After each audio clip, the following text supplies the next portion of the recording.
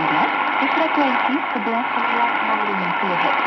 Semoga program ini dapat memberkati Anda semua. Selamat mendengar.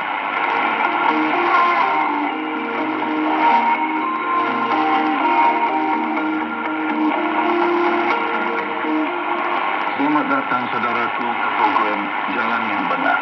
Dalam pelajaran terakhir kita bercakap tentang neraka, yang merupakan tempat yang mengerikan, diciptakan untuk syaitan dan malaikatnya, dan juga tempat orang yang mengabaikan jalan keselamatan yang ditetapkan Allah. Hari ini kita belajar tentang surga, yang juga dipanggil Firdaus. Teman Firdaus mempunyai banyak nama dalam kitab.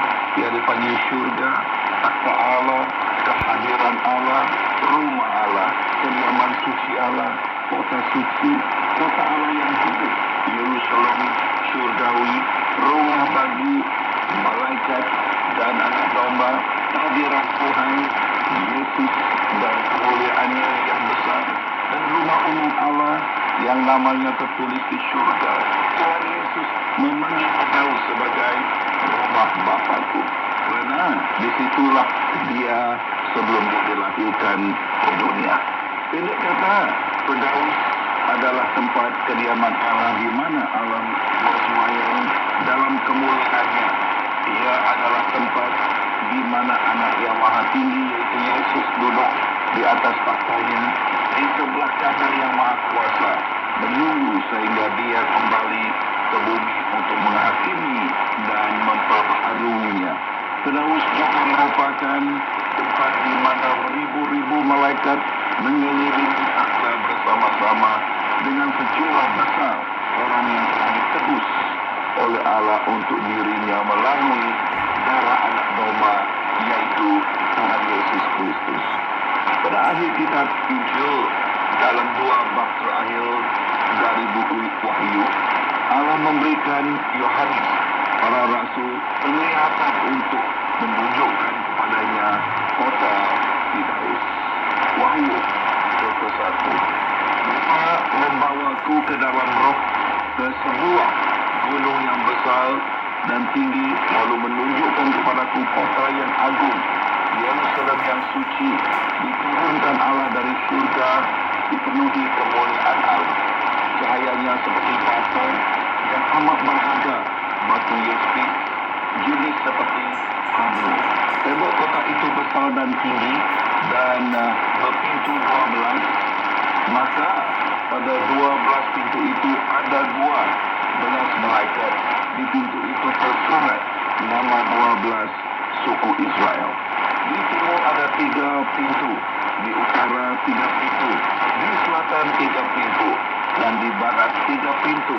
Tembok kota itu 12, dan di atasnya ada 12 nama, yaitu nama 12 rasul anak domba.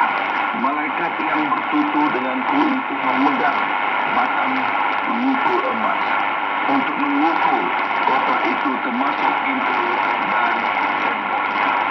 Kota itu 4 persegi, panjangnya sama dengan lebarnya. Dia mengukur kota itu dengan batang pengukur 1.400 batu, panjang, lebar dan tertinggi sama. Tingginya 144 hasta. Menurut ukuran manusia, juga ukuran malaikat, tembok itu diperbuat daripada batu yaspis. Kota itu daripada emas tulen seperti kaca jernih. Segala alas tembok kota itu dihiasi dengan berbagai permata. Alas yang pertama yaspis, yang kedua batu nilam, yang ketiga batu akik putih, dan keempat bambu. Yang kelima batu unam, yang keenam akik merah, yang ketujuh ratna cempaka, yang ke-8 kirut, dan ke-9 yakut kuning, yang ke-10 akik hijau, yang ke-11 batu ruzabi, dan yang ke-12 batu kucukuk. 12 pintu itu diperbuat daripada 12 mutiara, yaitu mutiara pintu itu sebutir mutiara yang sangat besar. Jalan kota itu diperbuat daripada emas tulen seperti kaca bunga bening, aku tidak melihat bait suci di dalamnya. Kerana Allah Tuhan yang Maha Kuasa dan Anak Domba ialah bait sucinya. Kota itu tidak memerlukan sinaran matahari dan bulan kerana kemuliaan Allah meneranginya, dan Anak Domba itu pelitanya. Semua bangsa berjalan dalam cahayanya, dan raja-raja di bumi membawa kemuliaan mereka di dalamnya. Pintu gerbangnya tidak pernah ditutup pada siang hari, kerana malam tiada lagi. Kemuliaan dan kehormatan segala bangsa akan dibawa ke dalamnya. Tiada sekali kali masuk ke dalamnya sesuatu yang najis atau sesiapa yang melakukan perbuatan keji atau pendusta. Manusia yang masuk ke dalamnya hanyalah tersurat namanya di dalam kitab hidup Anak Domba. Wahyu 22. Kata Allah dan kata Anak Domba akan ada di dalamnya, dan hamba-hambanya akan menyembah dia. Mereka melihat wajahnya, dan namanya tersurat pada dahi mereka. Malam tiada lagi, dan cahaya pelita serta cahaya matahari tidak diperlukan lagi, kerana Tuhan Allah akan menerangi mereka, dan sekaliannya bertakhta selama-lamanya. Dalam masa yang kita tinggalkan untuk hari ini, mari kita pikirkan apa yang Allah katakan dalam firman-Nya tentang jalan ke surga. Bagaimana untuk boleh yakin bahawa kita akan pergi ke surga, bukannya neraka. Yohanes 14. Jangan resah, kata firman Tuhan, hatimu, percayalah kepada Allah dan percayalah juga kepadaku. Di dalam rumah Bapakku ada banyak tempat tinggal. Jika hal ini tidak benar, tidaklah kukatakan kebenaran kepadamu. Aku akan pergi menyediakan tempat untukmu. Jika aku pergi dan menyediakan tempat untukmu, aku akan pulang dan membawamu ke tempatku, supaya di tempat aku berada, di situ juga kamu berada. Kamu tahu jalan ke tempat aku pergi. Thomas berkata kepada Yesus, Tuhan, kami tidak tahu ke mana engkau pergi. Bagaimana kami mungkin tahu jalan ke sana? Yesus menjawab, Akulah jalan kebenaran dan hidup. Tiada seorang pun datang kepada Bapa kecuali melaluiku. Inilah yang dikatakan oleh Yesus, Juru Selamat. Dirinya adalah jalan. Siapa yang tidak melalui Anak yang Maha Tinggi, Penebus yang kudus, tidak akan masuk ke hadirat Allah yang kudus. Itulah yang dikatakan Alkitab mengenainya. Dia berkata, tiadalah penyelamat melalui sesiapa yang lain, kerana tiada nama lain di bawah langit ini diberikan dalam kalangan manusia yang dapat menyelamatkan kita. Kisah Para Rasul 4 ayat 12. Hanya ada satu Allah, dan hanya ada satu pengantaraan Allah dengan manusia, yaitu insan Kristus Yesus.